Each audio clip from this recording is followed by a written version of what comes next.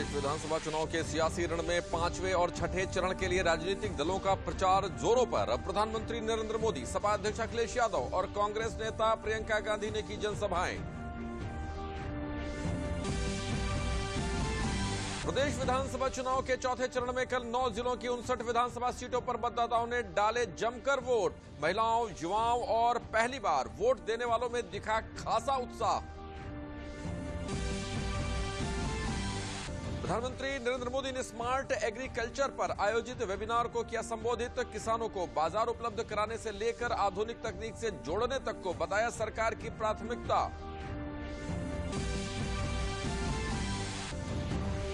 और ब्रिज में बिखर रहे हैं होली के नए नए रूप और रंग। मथुरा वृंदावन में रसिया और होली गायन का श्रद्धालु ले रहे हैं आनंद। नंदगांव और बरसाना में प्रसिद्ध लठमार होली की तैयारियां भी हुई शुरू। नमस्कार, मैं हूं हेमेंद्र तोमर। समाचार विस्तार से। उत्तर प्रदेश में चुनावी तपिश देखने को मिल रही है। तमाम दलों के स्टार प्रचारकों ने रैलियां और रोड शो के माध्यम से जनता से अपने पक्ष में वोट करने की अपील की तो विपक्षियों पर जमकर निशाना साधा। अब यूपी में करीब करीब आधी सीटों पर वोटिंग हो चुकी है तो बचे हुए 3 चरणों के लिए जोर आजमाइश लगातार देखने को मिल रही है। चौथे चरण के मतदान के बीच तमाम राजनीतिक दलों ने उत्तर प्रदेश विधानसभा चुनाव के लिए बुधवार को 5वें चरण के इलाकों में अपने अपने चुनाव प्रचार को धार दिया। भाजपा के फायर ब्रांड नेता और प्रदेश के मुख्यमंत्री योगी आदित्यनाथ ने अमेठी जिले की तिलोई विधानसभा सीट पर एक रैली को संबोधित किया। उन्होंने कहा कि समाजवादी पार्टी अपने एजेंडे को लेकर चलती है। सीएम योगी ने आरोप लगाया कि सपा, कांग्रेस और बसपा ने जाति, मत और धर्म की राजनीति की है। सीएम योगी ने कहा कि आज तिलोई को एक मेडिकल कॉलेज मिल गया है। उस मेडिकल कॉलेज का शिलान्यास भी हम ही लोगों ने किया है। ये मेडिकल कॉलेज समाजवादी पार्टी भी दे सकती थी, लेकिन उसके पास विकास का विजन नहीं था।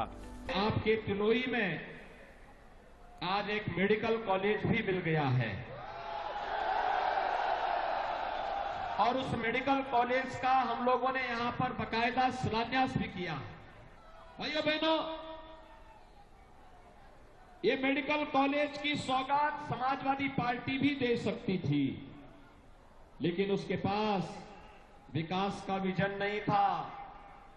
समाजवादी पार्टी अपने एक अलग ही एजेंडे को लेकर चलती है।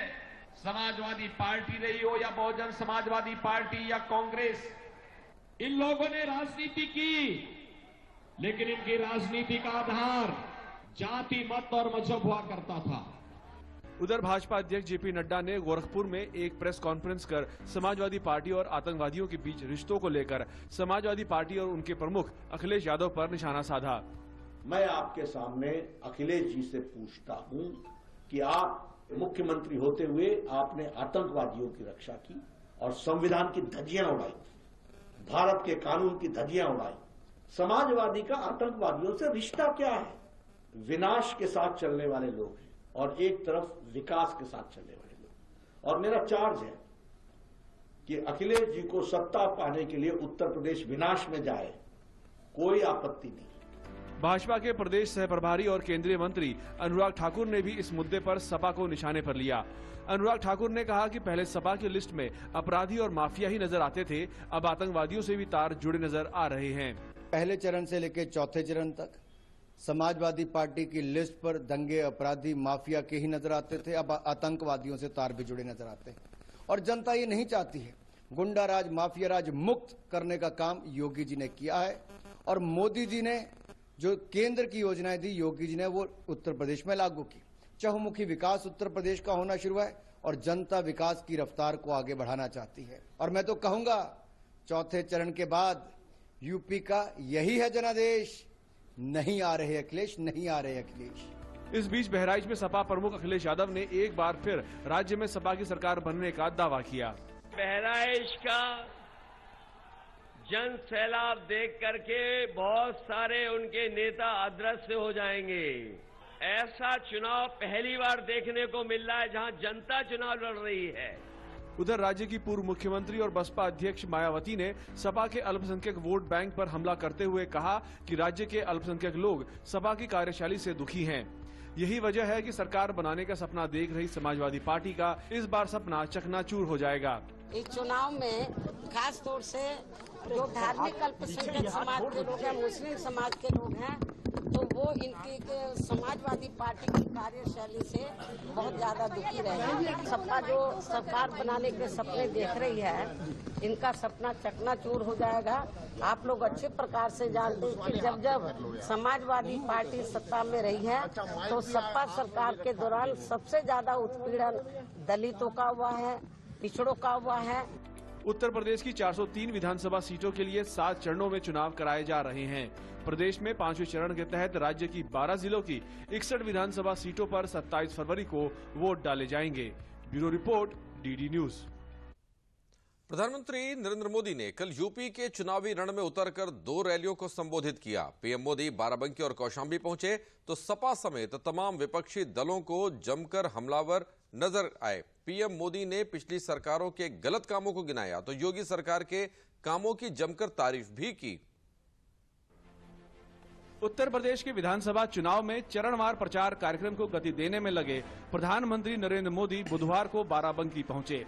प्रधानमंत्री नरेंद्र मोदी पूर्वांचल का द्वार कहे जाने वाले बाराबंकी जिले के रामसिन्ही घाट में बाराबंकी और अयोध्या संसदीय क्षेत्र की विधानसभा सीटों के प्रत्याशियों के समर्थन में जनसभा को संबोधित किया। उन्होंने इस दौरान भाजपा सरकार के काम को बताने के साथ ही सपा, बसपा और कांग्रेस को घेरा। पीएम मोदी ने कहा कि भाजपा की सरकार ही गरीबों तथा वंचितों का भला कर सकती है। उत्तर प्रदेश में भाजपा से पहले शासन करने वाले घोर परिवारवादी लोग नहीं चाहते कि गरीबों का भला हो। उन्होंने कहा कि घोर परिवारवादियों ने ना तो उत्तर प्रदेश के साथ इंसाफ किया और ना ही आगे कर पाएंगे। ये घोर परिवारवादी चाहते हैं कि गरीब हमेशा उनके चरणों में रहे, उनके ही चक्कर लगाता रहे। हम गरीब की चिंता करते हुए उनके जीवन से मुश्किलें कम करने का काम कर रहे हैं और इसलिए आज यूपी का गरीब भाजपा के साथ डटकर खड़ा है। प्रधानमंत्री ने बीते 5 सालों में राज्य की योगी सरकार द्वारा पुलिस और सुरक्षा बलों में महिलाओं की बढ़ रही भागीदारी के प्रयासों का उल्लेख करते हुए बताया कि पिछले कई दशकों में रही पूर्ववर्ती सरकारों के दौरान यूपी में सिर्फ 11,000 महिला पुलिसकर्मी ही थी, लेकिन योगी सरकार ने बीते 5 सालों में 20,000 नई भर्तियों के माध्यम से प्रदेश की बेटियों को पुलिस से जोड़ा है। साथ ही केंद्र सरकार ने सिर्फ पुलिस में ही बेटियों की भागीदारी नहीं बढ़ाई, बल्कि सीआरपीएफ, बीएसएफ जैसे अर्धसैनिक बलों और सेना में भी बेटियों की भागीदारी का विस्तार किया। योगी जी के आने के पहले उत्तर प्रदेश में करीब करीब 11,000 महिला पुलिसकर्मी थी। 11,000। 7 दशक के बाद कहां पहुंचे? 11,000।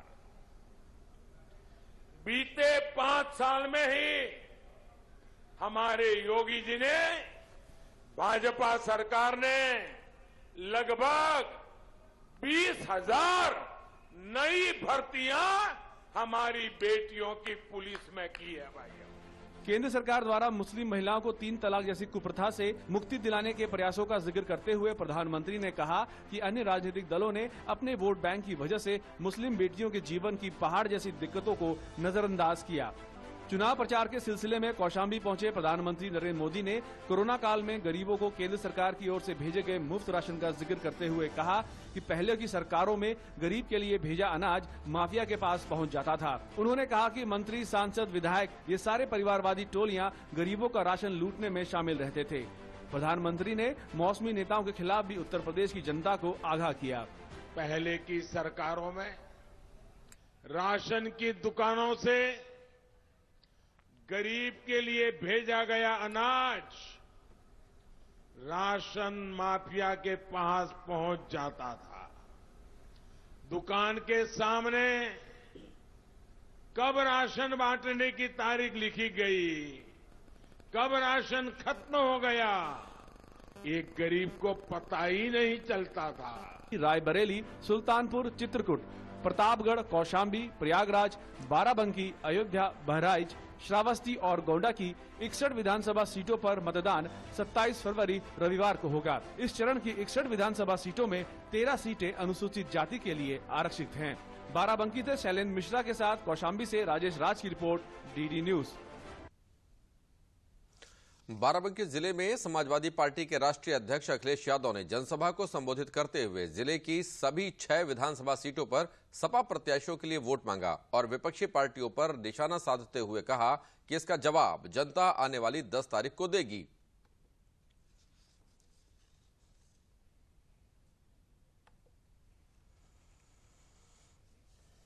लाख सरकारी पद खाली है और सबसे ज्यादा शिक्षा विभाग में खाली है। उन 11 लाख पदों को भरने का काम भी समाजवादी सरकार में होगा। ये हमारे बीएड टेट वाले लोग जानते होंगे, ये पिछले कितने दिनों से मांग कर रहे हैं और इधर हमारे बच्चों की भी पढ़ाई चौपट हो गई है। बताओ, गांव की हमारे बच्चों की पढ़ाई प्राइमरी स्कूल की बर्बाद कर दी क्या नहीं कर दी? इसलिए बीएड टेट वालों को समावेश कर करके शिक्षा मित्रों को नौकरी दे करके और ये तय करेंगे कि कोई भी परीक्षा रद्द नहीं होगी, कोई इसकी क्वेश्चन पेपर आउट नहीं होगा और अपने नौजवानों का भविष्य बनाने का काम इस सरकार ने। उत्तर प्रदेश में कल चौथे दौर का मतदान संपन्न हो गया। 9 जिलों की 59 विधानसभा सीटों पर जमकर वोटिंग देखने को मिली, जिसमें महिलाएं, युवा और पहली बार वोट करने वाले वोटर्स में खासा उत्साह देखने को मिला। जहां कई दिग्गजों की चुनावी किस्मत ईवीएम में बंद हो गई है, तो वहीं कई दिग्गजों ने वोट भी डाले। शांतिपूर्ण तरीके से मतदान संपन्न हुआ। बीते 3 चरणों के मुकाबले में उत्साह ज्यादा नजर आया। उत्तर प्रदेश विधानसभा चुनाव के चौथे चरण में बुधवार को राज्य की 9 जिलों की 59 सीटों पर मतदान संपन्न हो गया। लखनऊ, रायबरेली, पीलीभीत, लखीमपुर खीरी, सीतापुर, हरदोई, फतेहपुर, बांदा और उन्नाव की 59 सीटों पर सुबह 7 बजे से मतदान शुरू हुआ और शाम 6 बजे तक चला। बड़ी संख्या में लोग अपने मताधिकार का प्रयोग करने घरों से बाहर निकले और मतदान केंद्रों तक पहुंचे। मतदान प्रक्रिया को देखते हुए सुरक्षा के पुख्ता इंतजाम किए गए थे। अर्धसैनिक बलों के साथ साथ राज्य पुलिस की तमाम जवानों ने मुस्तैदी से मोर्चा संभाला। सुरक्षा मोर्चे पर तैनात कई जगहों पर अर्धसैनिक बलों के जवान बुजुर्गों और दिव्यांग मतदाताओं की मदद करते नजर आए। आप देख सकते हैं हमारे पीछे गेट लगा हुआ है, गेट पर गुब्बारे सजाए गए हैं, रेड कारपेट बिछाई गई है मतदाताओं के आने के लिए और इसके साथ ही महिलाओं को आकर्षित करने के लिए कहीं न कहीं विमेन एम्पावरमेंट को लेकर के पिंक पोलिंग बूथ बनाए गए हैं। इन पिंक पोलिंग बूथों पर जो है सारी कर्मचारी सारे वो महिला होती हैं। आम जनता से लेकर राजनीतिक दल के दिग्गज नेता भी मतदान करने पहुंचे। उत्तर प्रदेश के उप मुख्यमंत्री दिनेश शर्मा ने विधानसभा चुनाव के चौथे चरण में लखनऊ में मतदान किया। रक्षा मंत्री राजनाथ सिंह ने भी अपनी पत्नी, बेटे नीरज और पुत्रवधू के साथ गोमती नगर के विपुलखंड के मतदान केंद्र में जाकर अपने मताधिकार का प्रयोग किया। बहुजन समाज पार्टी की राष्ट्रीय अध्यक्ष उत्तर प्रदेश की पूर्व मुख्यमंत्री मायावती ने बुधवार को प्रातः लखनऊ में मतदान किया। योगी आदित्यनाथ सरकार में अल्पसंख्यक कल्याण मंत्री मोहसिन रजा ने अपने परिवार के साथ गोमती नगर के विवेक खंड में सेंट जॉन बॉस्को स्कूल के मतदान केंद्र में जाकर वोट डाला। बहुजन समाज पार्टी के राष्ट्रीय महासचिव सतीश चंद्र मिश्रा ने लखनऊ के मोंटेसरी स्कूल पहुंच अपने परिवार के साथ मतदान किया।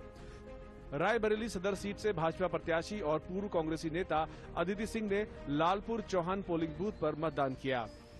लोक गायिका मालिनी अवस्थी ने लखनऊ में मतदान केंद्र पहुंचकर अपने परिवार के साथ वोट डाला। तमाम राजनीतिक दलों के दिग्गजों ने इस मौके पर अपनी अपनी पार्टियों की जीत के दावे किए। प्रदेश में कल संपन्न हुए विधानसभा चुनाव के चौथे चरण में राज्य के 9 जिलों की 59 विधानसभा सीटों पर मतदान शांतिपूर्वक संपन्न हो गया। मुख्य निर्वाचन अधिकारी अजय कुमार शुक्ल ने बताया कि चौथे चरण में 61.65% वोट डाले गए। सबसे अधिक मतदान पीलीभीत और लखीमपुर खीरी जिले में 67% से अधिक हुआ, जबकि सबसे कम मतदान उन्नाव में 57.73% हुआ है। मुख्य निर्वाचन अधिकारी ने लखनऊ में मीडिया से बातचीत करते हुए बताया कि चौथे चरण में 874 आदर्श मतदान केंद्र बनाए गए थे, जबकि 142 पिंक बूथ बनाए गए थे, जिनमें सिर्फ महिला कर्मचारियों की तैनाती की गई थी। दिव्यांगजनों के लिए जिलों में मतदान केंद्रों पर व्हीलचेयर और मदद के लिए स्वयंसेवकों की भी व्यवस्था की गई थी। विधानसभा सामान्य निर्वाचन 2022 के लिए होने वाले उसमें 2.13 करोड़ मतदाताओं, जिसमें से 1.14 करोड़ पुरुष, 99.2 लाख महिला तथा 966 तृतीय लिंग में से जनपदों से प्राप्त सूचना के अनुसार सायंकाल 5 बजे तक 57.45% मतदाताओं द्वारा अपने मताधिकार का प्रयोग किया गया।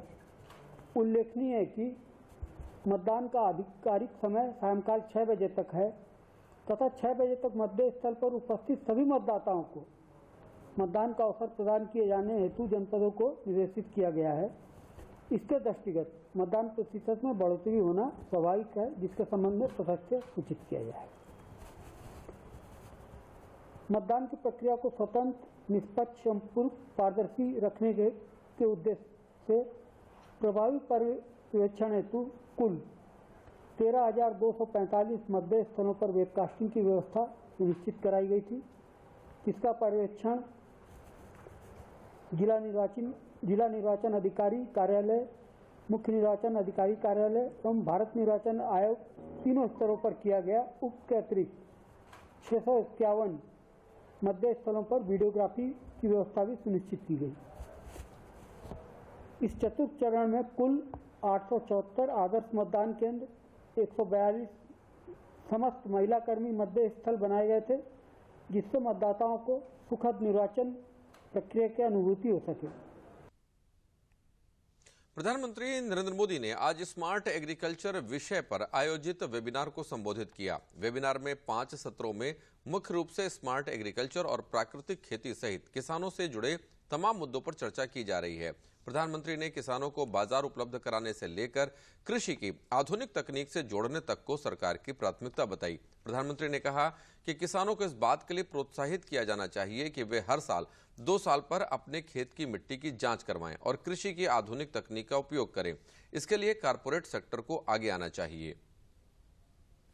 हमें किसानों में जागरूकता बढ़ानी होगी, उनका सहज स्वभाव बनाना होगा कि वो 1-2 साल में अपने खेत की मिट्टी का टेस्ट करवाएं और उसके मुताबिक उसमें कौन सी दवाइयों की जरूरत है, कौन से फर्टिलाइजर की जरूरत है, किस फसल के लिए उपयोगी है, उसको उनको एक साइंटिफिक ज्ञान मिलेगा।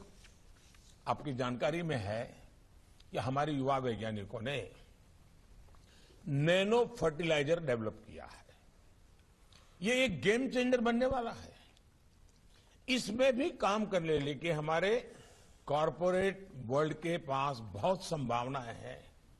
साथियों, माइक्रो इरिगेशन भी इनपुट कॉस्ट कम करने का और ज्यादा प्रोडक्शन का बहुत बड़ा माध्यम है और एक प्रकार से एनवायरनमेंट की भी सेवा है। पानी बचाना ये भी आज मानव जात के लिए बहुत बड़ा काम है। पर ड्रॉप मोर क्रॉप पर सरकार का बहुत जोर है और ये समय की मांग भी है।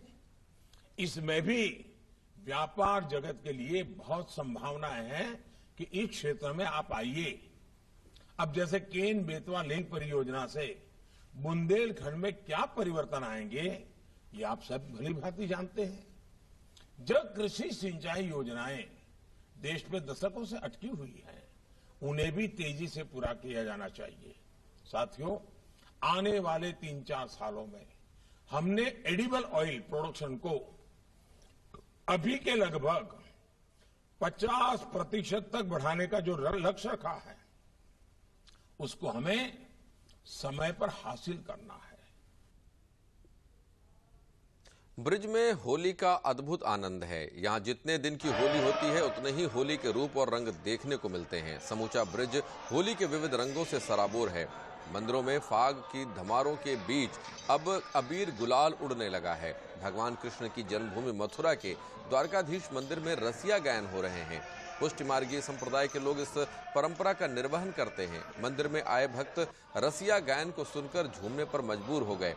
नंदगांव बरसाना में भी लठमार होली और अबीर गुलाल के सतरंगी बादल की छटा छाने लगी है। होली के अद्भुत रंग से सराबोर होने के लिए देश भर से लोगों का नंदगांव बरसाना आना जाना शुरू हो गया है।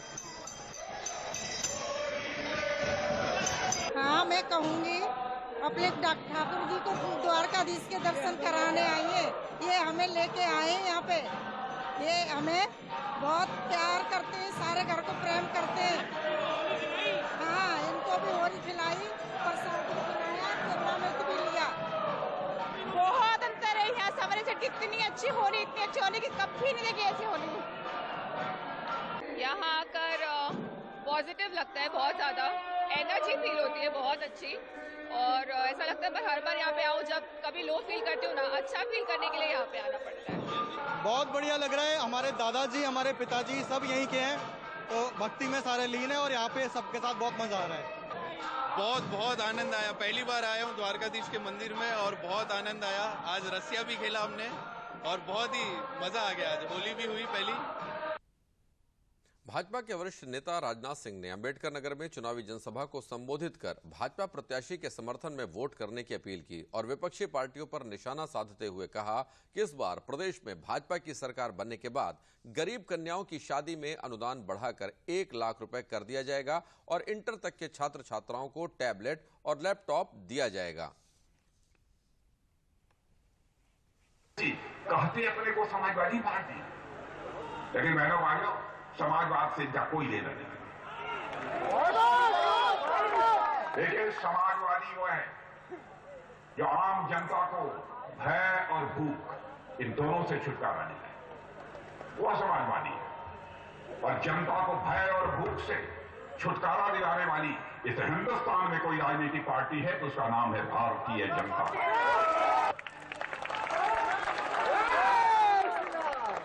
समाजवादी पार्टी, मैंने कल स्टेटमेंट देखा, कह रहे थे कि 403 में 400 सीटें जीत रहे हैं। बताइए, जब समाजवादी पार्टी बहुजन समाज पार्टी मिलकर चली थी, लड़ी थी, तो 40 सीट जीते। भारतीय जनता पार्टी के राष्ट्रीय प्रवक्ता सुधांशु त्रिवेदी ने चौथे चरण में मतदाताओं के उत्साह को भारतीय जनता पार्टी के पक्ष में रायशुमारी की संज्ञा दी है। कल लखनऊ में मीडिया से बातचीत करते हुए उन्होंने दावा किया कि चौथे चरण के भारी मतदान से यह स्पष्ट हो गया है कि भाजपा पूर्ण बहुमत के साथ पहले से अधिक सीटें लेकर सत्ता में आ रही है। उन्होंने समाजवादी पार्टी पर आरोप लगाया कि वह आतंकवादी और असामाजिक तत्वों को बढ़ावा देने की अपनी पहले की नीति पर कायम है। और आज के चुनावी संकेत जो हम लोगों को प्राप्त हुए हैं मतदान के समय के, उससे यह स्पष्ट है कि अब लखनऊ का मार्ग और लखनऊ में पुनः कमल खिलने का मार्ग पूर्णतः प्रशस्त हो गया है। अब किसी भी प्रकार का किंतु परंतु यह संदेह नहीं। यहां एक तरफ भारतीय जनता पार्टी जनता के अपार जन समर्थन के साथ उत्तरोत्तर शानदार विजय पथ पर अग्रसर है, वहीं दूसरी तरफ विपक्षी दलों में उनके आचरण में, उनकी भाषा में, उनकी शैली में निरंतर हताशा, निराशा, विक्षिप्तता यानी खिसियाहट और बौखलाहट दिखाई पड़ रही है। आम आदमी पार्टी के राष्ट्रीय संयोजक और दिल्ली के मुख्यमंत्री अरविंद केजरीवाल ने संत कबीर नगर में चुनावी रैली को संबोधित किया। इस मौके पर अरविंद केजरीवाल ने कहा कि दिल्ली में आपका कोई रिश्तेदार अगर हो तो उनसे दिल्ली के विकास के बारे में पूछें। दिल्ली में आम आदमी पार्टी ने शिक्षा की अच्छी व्यवस्था की है। आज गरीब व अमीर दोनों के बच्चे एक ही छत के नीचे अच्छी शिक्षा प्राप्त कर रहे हैं। उन्होंने आम आदमी पार्टी के प्रत्याशियों को जिताने की अपील करते हुए कहा कि उत्तर प्रदेश को भी दिल्ली प्रदेश की तरह उन्नति के रास्ते पर ले जाएंगे। बाबा साहब अम्बेडकर का सपना था कि इस देश के अंदर दलितों के बच्चों को, गरीबों के बच्चों को, अमीरों के बच्चों को एक जैसी शिक्षा मिलनी चाहिए। हमने कसम खाई है, बाबा तेरा सपना अधूरा, केजरीवाल करेगा पूरा। दिल्ली में पिछले 3-4 साल में मैंने 10 लाख युवाओं को रोजगार दिया है, नौकरी दी है 10 लाख युवाओं को। उत्तर प्रदेश में नौकरी चाहिए नहीं चाहिए बेरोजगारों को? उत्तर प्रदेश में भी रोजगार देंगे और जब तक रोजगार नहीं मिलता तब तक बेरोजगारी भत्ता देंगे। भाजपा नेता पीयूष गोयल ने प्रयागराज में जनसभा को संबोधित करते हुए भाजपा प्रत्याशी के समर्थन में वोट देने की अपील की। उन्होंने योगी सरकार के कार्यों की सराहना करते हुए कहा कि सरकार ने कानून व्यवस्था को बेहतर कर माफियाओं को खत्म करने का काम किया है। उन्होंने कहा कि योगी और मोदी सरकार के दौरान प्रदेश में चौमुखी विकास हुआ है। उन्होंने विपक्षी पार्टियों पर निशाना भी साधा।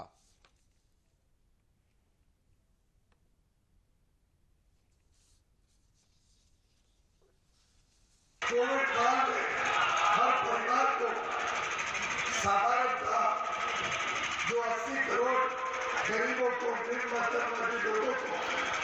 फूड सिक्योरिटी का अनाज तो मिलेगा, उसके अतिरिक्त देश का 80 करोड़, उत्तर प्रदेश के 15 करोड़ लोगों को 19 महीने तक हर महीने 5 किलो अनाज जो लगातार दिया कोविड काल में, आज हमारे देश में प्रधानमंत्री मोदी जी, मुख्यमंत्री योगी जी का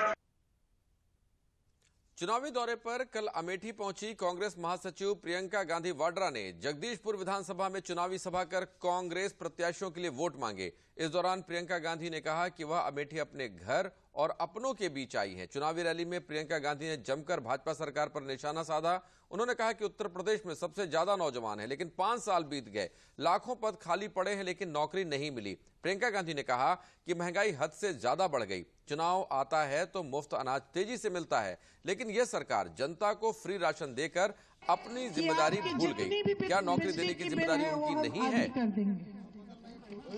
हम कह रहे हैं कि आपको एक बार फिर सशक्त करने का काम करेंगे, हम आपकी मदद करेंगे, आपको राहत देंगे, ताकि वो जो कारोबार जो बंद होने के कगार पे हैं अब, वो आप फिर से शुरू कर पाए, अपने पैरों पे खड़े हो सके।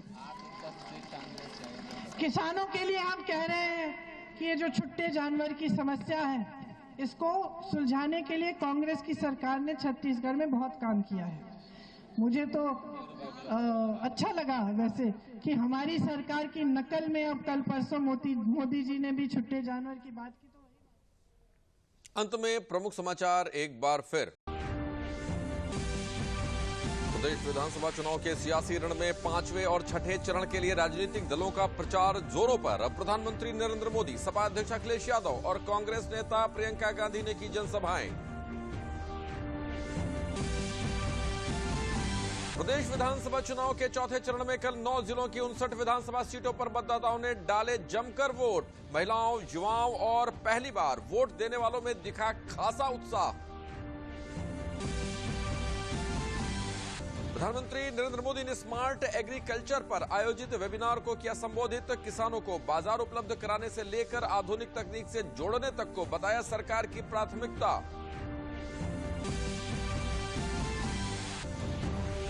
और ब्रिज में बिखर रहे हैं होली के नए नए रूप और रंग। मथुरा वृंदावन में रसिया और होली गायन का श्रद्धालु ले रहे हैं आनंद। नंदगांव और बरसाना में प्रसिद्ध लठमार होली की तैयारियां भी हुई शुरू।